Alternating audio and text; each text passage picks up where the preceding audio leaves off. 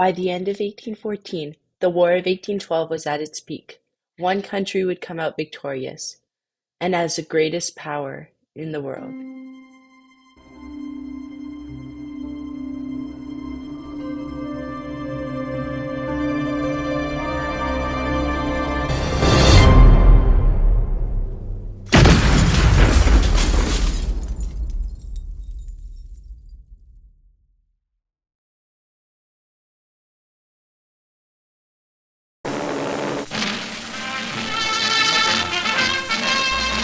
Today's Army looks back to that first Army, the spirit of '76.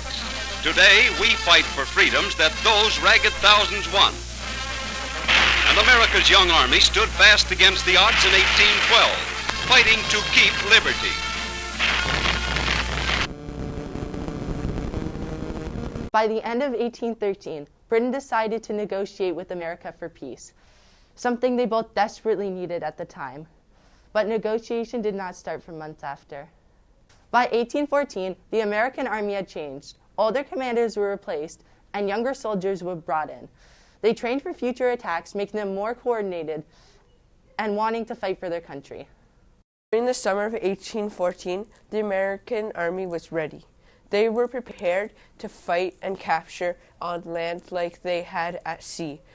America and Canada fought over Niagara. The armies met in a cemetery on the evening of July 25, 1814, not far off from the border.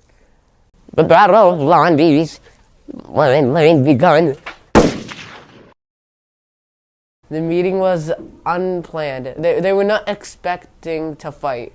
Backup was called for constantly. Neither the America or British would give up. The battle continued until the only light came from the musket shots. The British, who did not know General Brown's intentions or position, also advanced up Portage Road, setting up guns on the high ground of Lundy's Lane.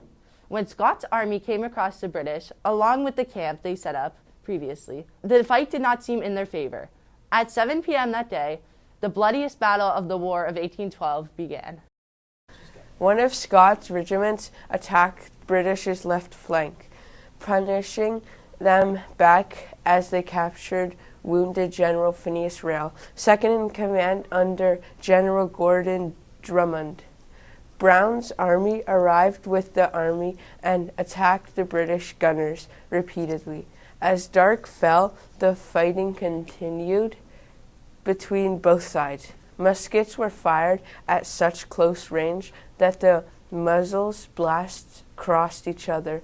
Screams surrounded the remaining armies, and muzzies blasted lit clothes on fire, and bullets penetrated soldiers' armor.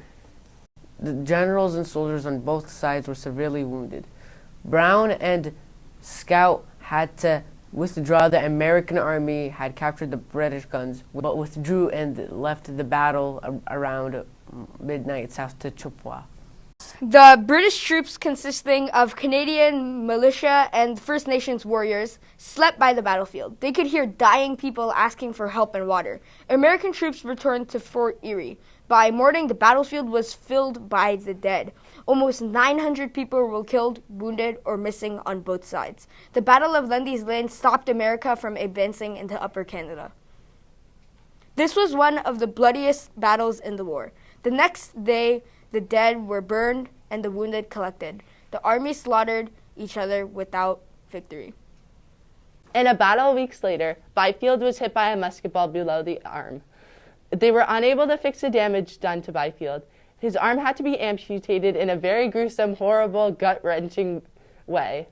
Speaking of wrenches, Byfield lay down as he worked on without anesthetic. Ow! Ah! Ah! Please! The doctors used common hardware tools, blades, and items to disconnect his limbs as he laid awake. Oh God! No! Ow! Ow! Ow! Ow! Ow! Ow! Ow! Ow!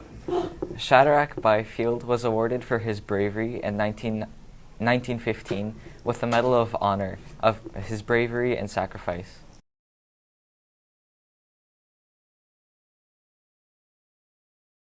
Thank you, General.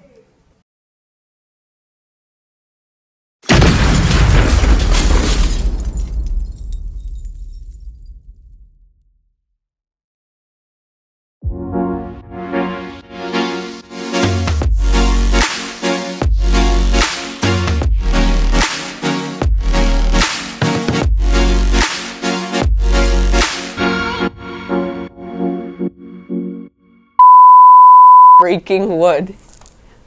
What? What? Without any aesthetic. The doctor. I can't read that word! Shake Shack by Field. Wait. Shake Shack Okay. got you. It's ripping! Ow! It's actually ripping! Ow!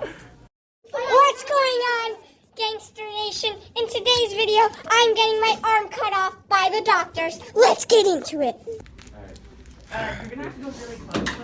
This is what you wanted, huh? Shake hands with John, and that's it. You're just gonna. Ow! Oh my god, it hit my finger.